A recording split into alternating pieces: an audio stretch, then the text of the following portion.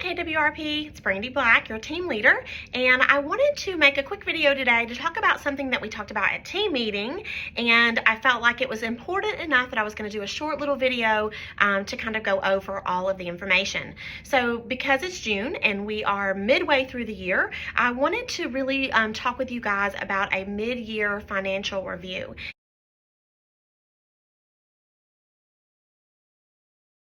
And there's a really simple 4-step process for being able to go through your finances, whether it's for your business or your personal family finances, to be able to just do that mid-year review to make sure you're still on pace and making good financial decisions for the year. So the very first thing that you want to do is go back through and gather 90 days of expenses, credit card receipts, your bank account. Just really gather everything you can that shows where your expenses have gone over the last 90 days. So get all that together.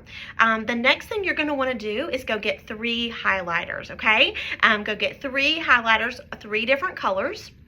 And I want you to take those highlighters and go through your expenses and do one of 3 things. If you have deemed that you have no idea what it is, right? It's one of those www charges that shows up, or you just have no idea what that is, I want you to highlight it yellow, right? Just highlight that yellow. You have no clue what it is.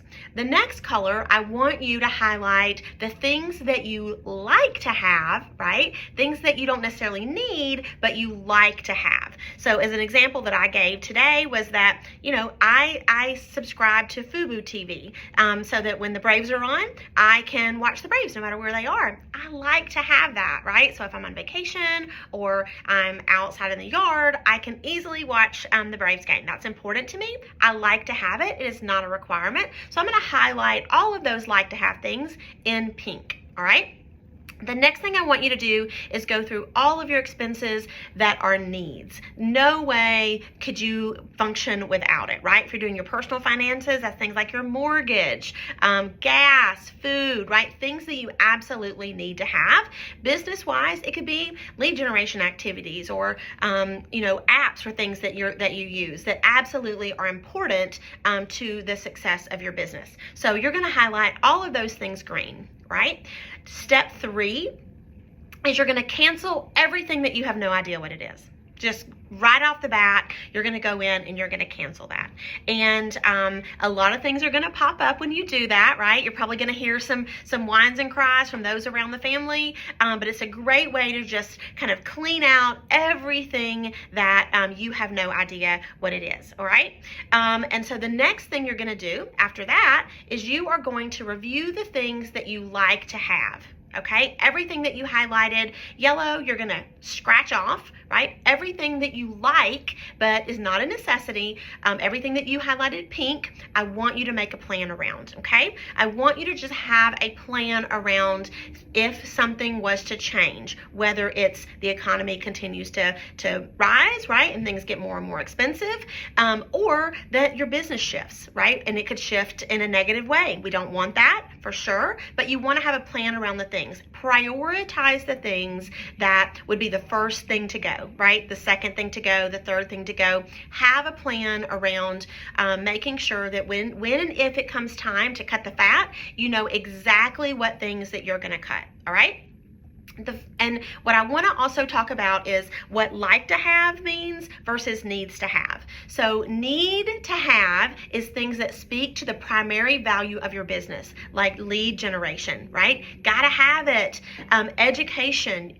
This is a skill-based market. You have got to invest in education and coaching. So it's one of the things that we see agents often cut first. They say, you know what? I'm going to cut coaching. And that's one of the things. That's the thing that you cannot afford to cut, okay? While I know it shows up on the expense line, it also really shows up in the income line, because having someone at a high level really being able to look at your business and keep that gentle hand on your back, pushing you forward, is going to increase your income line, right? So let's not focus always on the bottom line or the expense line when it comes to some of those items, because the return on investment that you get from lead generation activities expertise, education, and coaching are invaluable. All right. So remember to be able to differentiate what I like to have versus what I need to have.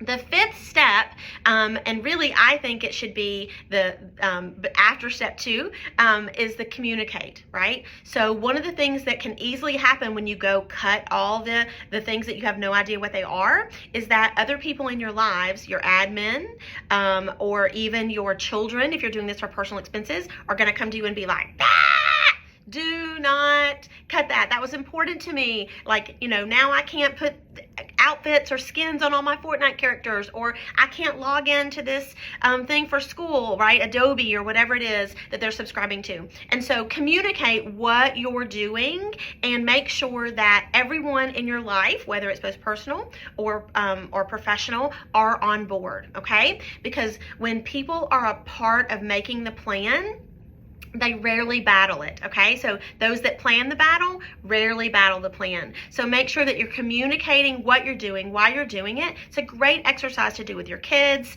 or to even do with your admins to make sure that everybody's on the same page about what's important and what is getting a great return on investment. Again, mid-year, right? We say yes to a lot of things when we are in a fat season or a robust season. And we've just gone through a really great season in real estate where there was an abundance of business. And so sometimes we say yes to things that maybe we end up not using, subscriptions, resources that we're not using. So this is a great time to go back through and just do a mid-year financial review. It doesn't have to be difficult. It doesn't have to be time consuming, but you definitely want to take this opportunity and do that. All right. So I just wanted to bring that little piece of value to you. You have a great day. And if you have any questions or would like to coach around this, please feel free to reach out. Go be great.